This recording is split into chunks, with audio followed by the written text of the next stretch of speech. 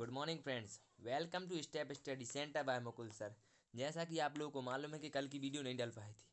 वो इसलिए नहीं डल पाई थी क्योंकि मैं थोड़ा बीमार हो गया था, बहुत ज़्यादा तबीयत ख़राब हो गई थी, जिस वजह से मैं कल वीडियो नहीं डाल पाया था। फिर मैंने सोचा कि जो बच्चे मेरी वजह से पढ़ रहे हैं, मैं बीमार हो जाऊँगा तो वो बच्चे भी नहीं पढ़ पाएंगे। इसलिए मैंने सोचा कि मैं चाहे बीमार हूँ चाहे कुछ हूँ, तो आप लोगों के लिए वीडियो डालूंगा, मैं डालूंगा ही। अभी भी मेरी तबीयत ठीक नहीं है, उल्टी हो रही है, बुखार चढ़ा हुआ है, सिर भी दर्द हो रहा है। तो कोई बात नहीं, लेकिन मैं आप लोगों के लिए तो रोज़ वीडियो डालूंगा ही। देखिए तो क्या है, आज डिस्कस करेंगे मध्य प्रदेश में कितने संभाग हैं, संभाग में उनके ज़िले कितने हैं, उन ज़िलों में क्या क्या महत्वपूर्ण चीज़ें हैं जो आपके लिए मध्य प्रदेश पुलिस, मध्य प्रदेश लोक सेवा आयोग या अन्य कॉम्पिटिटिव एग्जाम के पॉइंट ऑफ व्यू से बहुत इंपॉर्टेंट है। तो देखिए यहाँ पे कितनी अच्छी बात कही है कि भाग्य के दरवाजे पर सर पीटने से बेहतर है, भाग्य के दरवाजे पर सर पीटने से बेहतर है कि कर्मों का तूफान पैदा करो। जैसा कि मैं कह रहा हूँ आप लोगों से कि आप लोग किस्मत के ऊपर रहते हो कि किस्मत में नहीं था, ऐसा नहीं था, वैसा नहीं था। वो नहीं, किस्मत नहीं है, वो तो आपने मेहनत नहीं की है ना, इसलिए तो आपको वो जॉब मिली नहीं। अगर आप वो मेहनत करते तो क्यों नहीं मिलती आपको जॉब। आप लोग बस उसको भाग्य को कोसते रहते हैं कि मेरे भाग्य में नहीं थी, मेरी किस्मत में नहीं थी, मेरा लक अच्छा नहीं था। ये नहीं होता है, आपने वो कर्म नहीं किया ना अच्छे से। इसलिए क्या कितनी अच्छी बात कही गई है कि भाग्य की दरवाजे पर सर पीटने से बेहतर है कर्मों का तूफान पैदा करें। काय का तूफान पैदा करें? कर्मों का। मीन्स आप अपना इतनी अच्छी से तैयारी करें कि बिल्कुल दरवाजे अपने आप खुल जाए, आपके लिए मनाने आए घर पर कि भाई आप मेरे यहाँ चलो, आप मेरे यहाँ चलो, आप मेरे यहाँ चलो नौकरी करने। तो आप अपने कर्म पे तो ध्यान दीजिए, भाग्य तो अपने आप आपका साथ देगा ना। आप अपना कर्म करते नहीं और कहते हैं साथ नहीं दे रहा भाग्य, तो ये गलत बात है आपकी। ठीक है, तो ये आपके लिए आज बहुत अच्छा मोटिवेशनल कोटेज मैंने ही देखा था, बनाया था वह, कि आपको कैसे अपनी लाइफ में आगे बढ़ना है। तो अब इसके बाद हम आगे चलते हैं, मध्य प्रदेश में क्या है, संभाग कितने हैं, कितने प्रकार के होते हैं। ठीक, तो अब देखिए क्या है कि मध्य प्रदेश में संभाग कितने हैं, सबसे पहले ये मालूम होना चाहिए आपको। तो मध्य प्रदेश में कितने 10 संभाग हैं, इसको विशेष ध्यान रखना है आपको। कितने संभाग हैं? 10 संभाग हैं। अब कौन कौन से हैं, यहाँ मैंने आपको मैप भी बनाया गया है, मैप भी दिखाया गया है कि मैप में कौन कौन से। तो देख लीजिए, मध्य प्रदेश में संभाग गिन लेंगे अपन। सबसे पहले आप देखेंगे सबसे बड़ा संभाग देख लीजिए कौन सा है, जबलपुर। यहाँ आपको मैप में दिख ही रहा होगा, उसकी साइज बहुत ज़्यादा पीला पीला क्या है, संभाग सबसे बड़ा कौन सा है, जबलपुर। फिर उसके बाद आपको सागर दिख रहा होगा, इंदौर भी दिख रहा होगा, उज्जैन दिख रहा होगा, भोपाल, ग्वालियर, चंबल, रीवा और नर्मदापुरम। अब देखिए कितने संभाग हैं, चंबल, ग्वालियर, सागर, रीवा, शहडोल, जबलपुर, नर्मदापुरम, भोपाल, उज्जैन और इंदौर।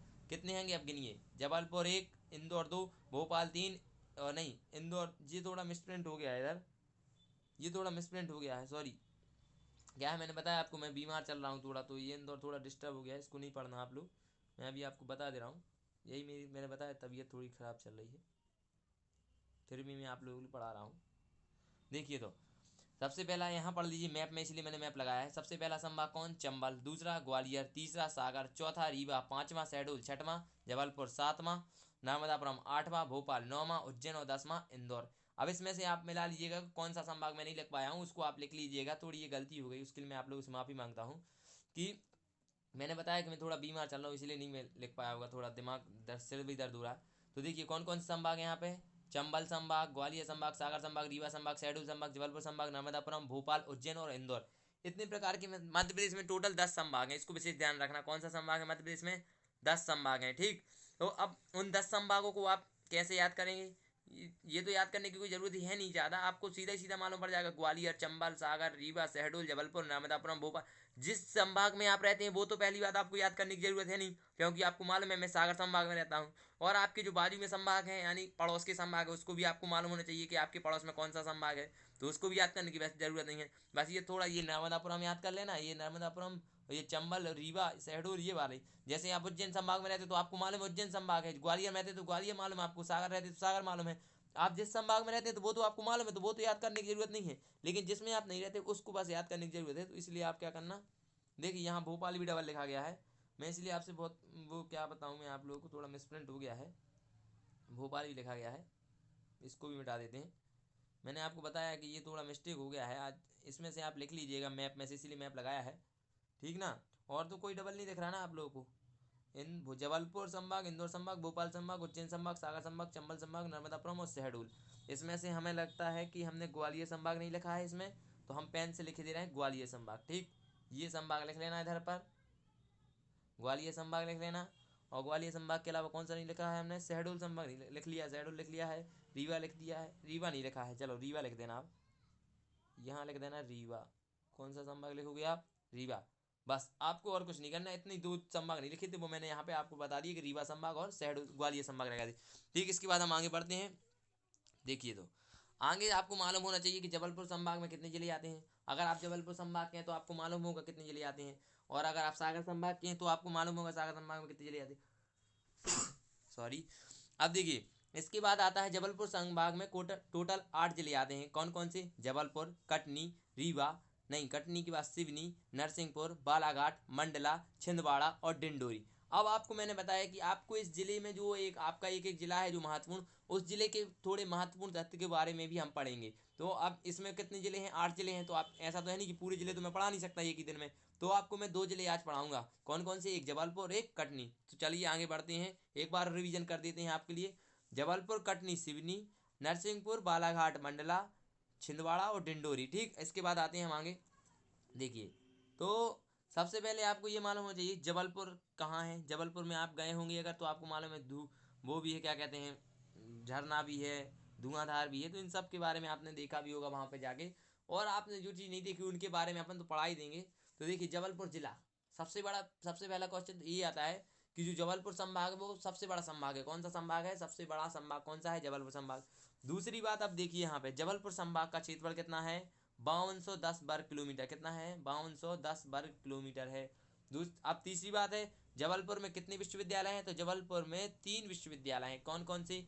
रानी दुर्गावती विश्वविद्यालय, जवाहरलाल नेहरू विश्वविद्यालय और महर्षि वैदिक विश्वविद्यालय। कौन कौन से हैं? रानी दुर्गावती, जवाहरलाल नेहरू और महर्षि वैदिक। अब जो एक ये जवाहरलाल नेहरू दिख रहा है ना, ये एक दिल्ली में भी है, जवाहरलाल नेहरू विश्वविद्यालय दिल्ली में भी है, वो दिल्ली वाला नहीं है, इसको वैसे ध्यान रखना। ये कहाँ का है? जबलपुर का है। महर्षि वैदिक विश्वविद्यालय और ये कौन सा है? रानी दुर्गावती विश्वविद्यालय। ठीक ना। अब इसके बाद आपको क्षेत्रफल बता ही चुका हूँ, 5210 वर्ग किलोमीटर होता है। अब जबलपुर का नाम में कौन कौन से क्षेत्र आप घूमने लायक हैं, अगर आप कभी घूमने जाएंगे तो मैं आपको बता दे रहा हूँ कि यहाँ घूम के आना जरूर। ये सबसे पहले मदन महल, ये किसने बनाया था? भामशाह ने बनवाया था। उसके बाद आगे पढ़ेंगे आप लोग भामशाह के बारे में। मदन महल कब बनाया गया था? 1116 में बनाया गया था। उसके बाद 64 योगिनी का मंदिर है। उसके बाद है पिनसारी की मड़िया, पिनसारी का जैन मंदिर भी है वहाँ पर, और माला देवी मंदिर है, और तेगुआ का विष्णु मंदिर भी है, और भेड़ा घाट है, और बहुत से महत्वपूर्ण स्थल हैं जो आप लोग देखने जाएंगे। राम घाट भी है वहाँ पे शायद, लक्ष्मण कुंड भी है, और आगे पढ़ेंगे इसके बारे में। अब यहाँ का लिंगानुपात कितना है? तो आपको मालूम होना चाहिए 929 है। कितना है? 929 है। मीन्स यहाँ कम है लिंगानुपात, आप समझ सकते होंगे। और साक्षरता कितनी है यहाँ? 81.1% है। और ज्वाला, यहाँ का जो नाम जबलपुर क्यों पड़ा, ये क्वेश्चन भी आ सकता है। तो जबलपुर नाम का कारण है ज्वाला ऋषि की तपोभूमि होने के कारण इसका नाम जबलपुर पड़ा। कौन सी ऋषि? ज्वाला ऋषि के कारण। इसको आपको मालूम है ज्वाला माई, आप लोग माता की पूजा भी करते होंगे, तो ज्वाला ऋषि। आप सीधी बात, जा से ज्वाला, जा से जबलपुर और जा से ज्वाला। ठीक। अब बरेली ग्राम में रानी दुर्गावती की समाधि है। अब आपको ये भी क्वेश्चन आ सकता है कि रानी दुर्गावती कहाँ से संबंधित है? तो जबलपुर से, और अगर गांव आ जाता है तो बरेला ग्राम है। ठीक। अब इसके बाद आता है जबलपुर की त्रिपुरा में भारतीय राष्ट्रीय कांग्रेस का अधिवेशन हुआ था। अब इसके आपको ये क्वेश्चन है यहाँ पे, भारतीय राष्ट्रीय कांग्रेस का 1939 में मध्य प्रदेश में कहाँ अधिवेशन हुआ था? तो त्रिपुरी में। अब आपको ये क्वेश्चन मैं दे रहा हूँ कि आपको क्या करना है, जो त्रिपुरा है जो 1939, इसके आपको अध्यक्ष देखना है कि भारतीय राष्ट्रीय कांग्रेस के इस समय अध्यक्ष कौन थे। अगर आप ये अध्यक्ष देख लेंगे ना तो आपको ये भी याद हो जाएगा कि त्रिपुरा में हुआ था, 1939 में हुआ था, और इसके अध्यक्ष कौन थे। ठीक, ये आपको मैंने क्वेश्चन दे दिया है, इसको आप ढूंढना जरूर जाके। और मैंने बताया कि जब भी मैं पढ़ाऊँ आपको एक रजिस्टर लेके रखना है जिससे आप लिख सकें और याद कर सकें। रिवीजन करना ही क्या है, revision is the key to success. अगर आपको सफलता प्राप्त करनी है तो आपको बहुत ज़्यादा रिवीजन करना पड़ेगा, नहीं तो आप सफलता नहीं कर सकते हैं। अब देखिए नर्मदा नदी के तट तलवार दिख रहा है ना, तलवार घाट पर दिलवारा घाट है इधर। कौन सा? दिलवारा घाट में महात्मा गांधी की अस्थियां विसर्जित की गई थी। कौन सा घाट है? दिलवारा घाट। कौन की अस्थियां? महात्मा गांधी की अस्थियां कहाँ विसर्जित की गई थी? तो दिलवारा घाट में। अब भारतीय वन अनुसंधान एवं संस्थान सेंटर का क्षेत्रीय कार्यालय कहाँ है? जबलपुर में है। और जबलपुर में देश का पहला परिरत्न, देश का रत्न परिष्कृत केंद्र, रत्न परिष्कृत केंद्र समझते हो आप लोग, जहाँ रत्नों को क्या किया जाता है? शुद्ध किया जाता है या परिष्कृत किया जाता है, वो कहाँ है? जबलपुर में। मध्य प्रदेश का सबसे साक्षर जिला भी कौन सा है? जबलपुर है, इसको विशेष ध्यान रखना है। अब आगे बढ़ते हैं हम।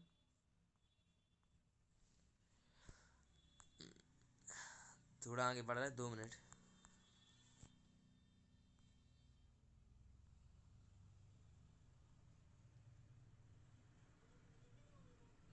हाँ अब आएंगे। अब देखिए अब यहाँ पर आया है महात्मा गांधी सामुदायिक विकास प्रशिक्षण केंद्र, कहाँ पर है? सबसे पहला जबलपुर में है। यहाँ पर भारत सरकार की, ये जो कोई व्यक्ति आर्मी की भी तैयारी कर रहा है ना, उसके लिए भी बहुत इंपॉर्टेंट क्वेश्चन है ये। भारत सरकार की रक्षा मंत्रालय की हैवी व्हीकल फैक्ट्री कहाँ पर है? जबलपुर में। गन कैरेज कहाँ पर है? मैं AKM कहाँ बनती हैंगी? ये क्या कहलाती है? गन कैरेज मीन्स AKM बनती है जबलपुर में। ऑर्डिनेंस फैक्ट्री कहाँ है? जबलपुर में। तोप भी वहीं पर बनती है। अब यमुना की सहायक नदी बरगी, बारगी है, बरगी नहीं है, बा में आखी लगी रहती है। बारगी में अवंतीबाई जल विद्युत परियोजना जोड़ी गई है। अब क्वेश्चन आ सकता है आपको कि बारगी नदी पर कौन सी जल परियोजना जोड़ी गई है? तो अवंतीबाई, ठीक ना। वहां पे अब अहिल्याबाई भी लिख सकते हैं, इसको विशेष ध्यान रखना है, अवंतीबाई है। यहाँ पर ऐसा क्वेश्चन आ सकता है, अवंतीबाई जल विद्युत परियोजना किस नदी पर बनाई गई है? तो बारगी नदी पर। यह किसकी सहायक नदी है? ये नर्मदा की सहायक नदी है हमारे ख्याल से। थोड़ा कंफ्यूज हूँ मैं, देख लेता हूँ एक बार क्या है इसमें। नर्मदा है कि, और आप लोग इसको देख लेना एक बार, क्लियर कर लेना। मैंने बताया थोड़ा मेरा वो है, सिर दर्द हो रहा है तो इसीलिए नहीं हो पा रहा है। देख भी ले रहा हूँ मैं, आप लोगों को बता दे रहा हूँ क्या है इसका सही। बारगी नर्मदा होगी, क्योंकि मध्य प्रदेश में यमुना तो है ही नहीं ना, आपको खुद मालूम है। अगर यमुना होती तो फिर क्या, यमुना है ही नहीं। तो मध्य प्रदेश की बारगी नदी पर, बारगी जो नदी है उस पर ये तो मालूम है कि अवंतीबाई जल विद्युत परियोजना जोड़ी गई है, लेकिन उसमें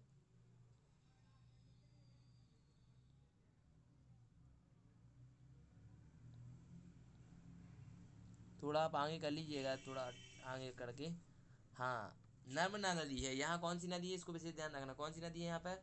ये गलत हो गया, इसको मैं गलत कह दे रहा हूँ। कौन सी नदी है यहाँ पे? नर्मदा।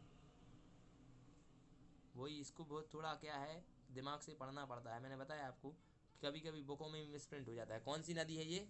नर्मदा नदी की सहायक नदी बारगी में अवंतीबाई जल विद्युत परियोजना जोड़ी गई है। अब मध्य प्रदेश का मानक समय जबलपुर से लिया जाता है। कहाँ से लिया? ये क्वेश्चन आ सकता है कि मध्य प्रदेश का मानक समय कहाँ से लिया जाता है? तो जबलपुर से लिया जाता है। देश का प्रथम पुनर्वास विकलांग केंद्र कहाँ पर स्थित है? जबलपुर में।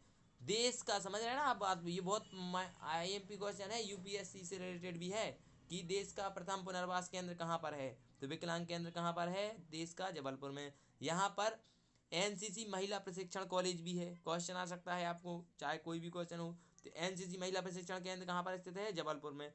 मध्य प्रदेश उच्च न्यायालय का मुख्यालय मध्य प्रदेश में कहाँ पर है? उच्च न्यायालय जबलपुर में है। इसकी स्थापना कब हुई थी? 1956 में। ऐसा क्वेश्चन आ सकता है कि मध्य प्रदेश उच्च न्यायालय की स्थापना कब हुई थी? 1956 में। पहले मुख्य न्यायाधीश कौन थे? तो मैं उसके बारे में आपको पहले ही पढ़ा चुका हूँ, ठीक। अब आपको वो ढूंढना है, या फिर उसका आंसर दीजिए कमेंट बॉक्स में कि मध्य प्रदेश का पहला कृषि विश्वविद्यालय कहाँ पर है? यहीं पर है, यहाँ मीन्स जबलपुर पर। कब स्थापित किया गया था? 1964 में। पोस्ट एंड टेलीग्राफ वर्कशॉप है, कहाँ पर? जबलपुर में है। और त्रिपुरी ऐतिहासिक नगरी है जो कलचुरिया की राजधानी रही। किस चीज़ की राजधानी थी? कलचुरिया की। त्रिपुरी कहाँ की त्रिपुरी किस चीज की राजधानी थी? तो कलचुरिया की राजधानी थी त्रिपुरी। अब रूपनाथ में जो अशोक का अभिलेख मिला है, कहाँ? अपने मध्य प्रदेश में रूपनाथ का, अशोक का अभिलेख कहाँ मिला था? रूपनाथ में। कहाँ? रूपनाथ में मिला था, जो कहाँ है? जबलपुर में है। अब इसके बाद आते हैं हम आगे। जो एनिमेशन ये थोड़ा गलत डल गया है, इसीलिए थोड़ा देर लग रहा है। हाँ, मध्य प्रदेश को कौन सी राजधानी भी कहा जाता है? मध्य प्रदेश को सांस्कृतिक राजधानी भी कहा जाता है, या संस्कार राजधानी भी कहा जाता है। मध्य प्रदेश को सांस्कृतिक या संस्कार दोनों राजधानी कहा जाता है। अब मैंने बताया था आपको कि जो अभी वो बताया था मदन महल, वो किसने बनवाया था? तो 1116 में गोंड राजा भदम शाह द्वारा मदन महल का निर्माण किया गया था। किसने? ये क्वेश्चन आ सकता है कि मदन महल का निर्माण किसने करवाया था? तो भदम शाह ने। किसने? भदम शाह। कौन राजा थे? गोंड राजा। 1116 में किया गया था, ठीक। और इसके बाद आता है मिनरल वेज प्रोडक्ट। हरगढ़ जो है, मिनरल वेज प्रोडक्ट, हरगढ़ जो एक जगह है, स्थान है, वो कौन सी तहसील? सीहोरा में है। कौन सी तहसील में है? सीहोरा में, ठीक। अब जबलपुर में पश्चिम मध्य रेलवे का मुख्यालय भी, ये क्वेश्चन आ सकता है कि पश्चिम मध्य रेलवे का स्थापना कहाँ है? जबलपुर में। तो कब हुई थी? 1 अप्रैल 2003 को। ये रेलवे से संबंधित भी क्वेश्चन है। अब देखिए, इसे आम्र कौन सी राजधानी कहते हैं? आम्र राजधानी कहते हैं। यहाँ आम्र कौन सी है? आम्र है, रेप लगी है इसमें। आम्र राजधानी भी कहते हैं मध्य प्रदेश को, जैसे जबलपुर को आम्र राजधानी भी कहती हैं। और गंगा एवं रानी दुर्गावती, गंगा नहीं है, गाँव है, गाँव। गंगऊ है, गंगऊ। क्या है? गंगऊ। गंगऊ एवं रानी दुर्गावती जो वन्य प्राणी अभ्यारण्य है, वो कहाँ है? गंगऊ लिखे दे रहे हैं हम। गंगऊ कौन सा है? गंगऊ, गंगऊ, ठीक ना, याद रखना। गंगोत्री एवं रानी दुर्गावती वन्य प्राणी अभ्यारण्य कहाँ पर है? जबलपुर में। और सुभद्रा कुमारी चौहान समारोह कहाँ पर होता है? ये क्वेश्चन भी आ सकता है, आया था शायद कहीं मैंने पढ़ा है। तो कहाँ पर है ये? जबलपुर में होता है सुभद्रा कुमारी चौहान समारोह। अब इसके बाद आपको ये मालूम होना चाहिए कि इसके बाद दूसरा मैंने बताया कौन सा जिला आएगा? जबलपुर के बाद कटनी जिला में पढ़ाएंगे। तो कटनी के बारे में देख लीजिए थोड़ा, क्या है कटनी। कटनी जिला का लिंगानुपात होता है 952। कितना है कटनी जिला का लिंगानुपात? 952। यहाँ की साक्षरता है कितनी प्रतिशत? 72% साक्षरता है यहाँ पर। और इसका जनसंख्या घनत्व 261 व्यक्ति प्रति वर्ग किलोमीटर, मीन्स यहाँ पर 1 वर्ग किलोमीटर में कितने व्यक्ति रहते हैं? 261। अब इसका जिले का क्षेत्रफल देख लीजिए, 4950 वर्ग किलोमीटर। कितना है इसका? 4950 वर्ग किलोमीटर है। जबलपुर से प्रतापगढ़, प्रतापगढ़ नहीं पृथकगढ़, क्या है इसमें? पृथकगढ़, मैंने बताया ना थोड़ा डिस्टर्ब है। पृथक क्या है इधर? पृथक मीन्स अलग करके। जबलपुर से अलग करके सन, कब? सन 1998 में, सन 1998 में कटनी को जिला बनाया गया था, जिसे चूना नगरी भी कहते हैं। कौन सा नगरी कहते हैं? चूना नगरी कहते हैं। इसको विशेष ध्यान रखना, चूना नगरी कहते हैं, ठीक। और उसके बाद आते हैं आगे, इसको थोड़ी मिटाएंगे, इसको नहीं मिटाएंगे, इसको यहाँ करना है पृथक कर। कौन सा है? पृथक करके, मैंने अलग करके 1998 में चूना नगरी बनाई गई थी। अब देखिए, अब इसके बाद आते हैं अपन देश की जो पहली वो मीन्स जो यहाँ इसका प्राचीन नाम क्या है? मुड़वारा। अगर आप लोग कटनी वगैरह गए होंगे कभी तो आपने वहाँ पर नाम सुना होगा, मुड़वारा स्टेशन है। तो ये इसका प्राचीन नाम है कटनी का। कटनी का प्राचीन नाम क्या है? मुड़वारा, ठीक। अब इसके बाद आते हैं यहाँ पर बहोरीबंद, जो यहाँ पर एक स्थान है, वहाँ पर शिवाजी की 5 लिंगीय मूर्ति मिली है। किसकी? शिवाजी की। ये कौन से काल की है? गुप्त काल की मानी जाती है। विष्णुगुप्त मीन्स जो है उसके यहाँ शासन की मानी जाती है। अब भारत सरकार द्वारा यहाँ स्टोन पार्क स्थापित किया जा रहा है। क्वेश्चन आ सकता है मध्य प्रदेश के किस जिले में स्टोन पार्क स्थापित किया जा रहा है? तो किस जिले में? कटनी में। अब इसके बाद आता है यहाँ पर कौन सी फैक्ट्री है सीमेंट बनाने की? तो एसीसी। कहाँ पर है? कैमूर में। कैमूर जो जिला का है वहाँ पर एसीसी फैक्ट्री है, ठीक। इसके बाद आते हैं देश की पहली किन्नर महापौर। अब ये बहुत इंपॉर्टेंट क्वेश्चन है यूपीएससी के पॉइंट ऑफ व्यू से, कि देश की पहली किन्नर, जो किन्नर में सेजड़ा भी कहलाते हैं, थर्ड जेंडर कहलाता है, वो पहली महापौर कहाँ की बनी थी? तो कहाँ बनी थी? जबलपुर में। महापौर समझते हो? बहुत बड़ा पद होता है एक नगर निगम में। तो वो बनी थी किन्नर, कौन सी? कमला जान, यहीं से थी जब कटनी की, ठीक ना। इसको विशेष ध्यान रखना है। अब बहुत पहले बनी थी तो ये जबलपुर में थी, लेकिन अब क्या हो गई? वो कटनी में पहुंच गई हैं, ठीक ना। अब इसके बाद देखिए यहाँ का, यहाँ जो एक चीज है क्या? तिलहाटी। क्या है? बिलहाटी। ये हाथी बिलहाटी लिखा गया है, इसको लिखे दे रहे हैं हम, सॉरी देखो जी, हाँ बिलहाटी, यहाँ लिखे दे रहा है बिलहाटी। क्या है ये? थोड़ा प्रिंट हो जाता है, बिलहाटी। क्या है ये? बिलहाटी है। क्या है? बिलहाटी में पान के लिए प्रसिद्ध है। बिलहाटी किस चीज के लिए प्रसिद्ध है? पान उत्पादन के लिए। यहाँ जो बिलहाटी है, जी हाथी नहीं है, बिलहाटी है, हाटी। बिलहाटी किस चीज के लिए प्रसिद्ध है? पान के लिए प्रसिद्ध है, ठीक। अब इसके बाद बढ़ते हैं आगे, कि जो एस्बेस्टर और सीमेंट की चादर बनाने का कहाँ कहाँ होता है? कटनी जिले में, ठीक। अब सांगवान में, कहाँ? सांगवान में, जो टोंगवान कहलाता है, कहाँ है? भगवान नरसिंह का मंदिर है टोंगवान में। कहाँ? टोंगवान। इसको याद रखना, टोंगवान, यहाँ लिख दे रहा है टोंग वान है, वान तो आपको मालूम है, टोंगवान। टोंगवान में काय का मंदिर है? सांग भगवान नरसिंह का। दूसरा, विजय राघवगढ़ के लिए रंग महल प्रसिद्ध है। विजय राघवगढ़ जो है, विजय राघवगढ़ का किला, उसके लिए क्या है? रंग महल प्रसिद्ध इमारत है। और यहाँ ऑर्डिनेंस फैक्ट्री भी है, जो आर्मी की, ऑर्डिनेंस गन कैनेज ये सब फैक्ट्रियाँ आर्मी की होती हैं। नहीं तो आप किसी और की समझ लो, कहाँ कहाँ कहीं कहीं क्वेश्चन आ जाता है विषम है। तो ये आपको विशेष ध्यान रखना है, ये सब फैक्ट्री कौन की होती हैं? आर्मी या रक्षा मंत्रालय की होती हैं। अब सरकारी क्षेत्र में कीटनाशक बनाने का कारखाना, जो सहकारी, समझते हो सहकारी मीन्स क्या होता है? आधा सरकार और आधा एक प्राइवेट। सहकार मीन्स होता है आधी सरकार की उसमें प्रतिभागी है और आधी उसमें कौन की है? प्राइवेट सेक्टर की। कहाँ पर है? यहीं पर कटनी में। अब कर्नल स्लीमैन, ये बहुत बढ़िया क्वेश्चन है। कर्नल स्लीमैन कौन थे? तो इन्होंने ठगी प्रथा का उन्मूलन किया था। काय का किया था? ठगी प्रथा का उन्मूलन करने वाले कौन थे? Colonel Sleeman. इसको विशेष ध्यान रखना है, लिखना है अच्छे से। कर्नल स्लीमैन थे जो ठगी प्रथा का उन्मूलन किया इन्होंने। और इन्हीं के नाम पर यहाँ पर एक स्लीमैनाबाद, स्लीमनाबाद नाम रखा गया है। कहाँ? स्लीमनाबाद, एक नगर का नाम रख दिया गया है स्लीमनाबाद, ठीक ना, इसको भी ध्यान रखना है। अब आते हैं आगे। कटनी से कौन सी नदी निकली है? तो कैन नदी, इसको भी ध्यान रखना है। देखो कटनी, देखो कटनी का आ रहा है, कटनी में भी का आ रहा है और कैन में भी का आ रहा है, और ना कटनी ना आ रहा है आखिरी में, उस कैन में भी का आ रहा है ना आ रहा है, तो बस इसको यहाँ से याद कर सकते हैं आप, कटनी में कैन नदी निकली हुई है। अब देखिए बेलहरी, बेलहरी क्या है? बेलहरी जो पुष्पावती कहलाती है। बिलहरी एक जो बहुत पुराने ज़माने में जो जो मुगल बादशाह थे उनके ज़माने में थी। दीवानी अकबरी में इसका क्या मिलता है? उल्लेख मिलता है। इसका बखान कौन ने किया था? तो अबुल अबुल फजल। किसने किया था? अबुल फजल ने ये दीवानी अकबरी की लिखी थी, ठीक, इसको विशेष ध्यान रखना है। अब रूपनाथ में एक अभिलेख मिला था अशोक का, वो कौन सी भाषा में लिखा था? ये क्वेश्चन भी आ सकता है। तो माली लिपि में लिखा था। किस काल का था? मौर्य कालीन काल का। अब इसमें 3 कुंड हैं इसी के आसपास, कौन कौन से हैं? लक्ष्मण कुंड, सीता कुंड और राम कुंड। अब देखिए टींगबो जो एक स्थान है, वहां पर टींगबो, वहां पर आलाउद्दौला ने लड़ाई लड़ी थी, उसका अभिलेख भी यहाँ पर मिलता है। वो किसके विरुद्ध लड़ी गई थी? तो माधवगढ़ के राजा के विरुद्ध। वो कौन सी लिपि में लिखा गया है? लिपि पाली है, ठीक। अब इसके बाद आता है शांतिनाथ की 12 फुट की मूर्ति, कहाँ पर है? यहीं पर है, कटनी में। इसके बाद आता है झिंझरी, यहाँ पर स्थित चट्टान है जो बहुत ज़्यादा चित्रित है, रंगीन, मान समझते हो आप लोग, पुराने ज़माने में आदि मानव द्वारा चित्रित की गई हैं, ये बताया जा रहा है। तो आज का था हमारा ये लेक्चर। मैंने आपको बताया थोड़ी मेरी तबीयत ख़राब चल रही, इसीलिए आपको थोड़ा लेक्चर में अच्छा नहीं लगा होगा। मिस जो एनर्जी थी जो रोज़ की, वो एनर्जी थोड़ी कम दिख रही होगी। तो अगर आपको अच्छा लगा हो तो इसको लाइक कीजिए, शेयर कीजिए, सब्सक्राइब कीजिए। और thanks for watching my YouTube channel step study centre by Mukul sir. Like, share and subscribe. Good day to you. Thank you.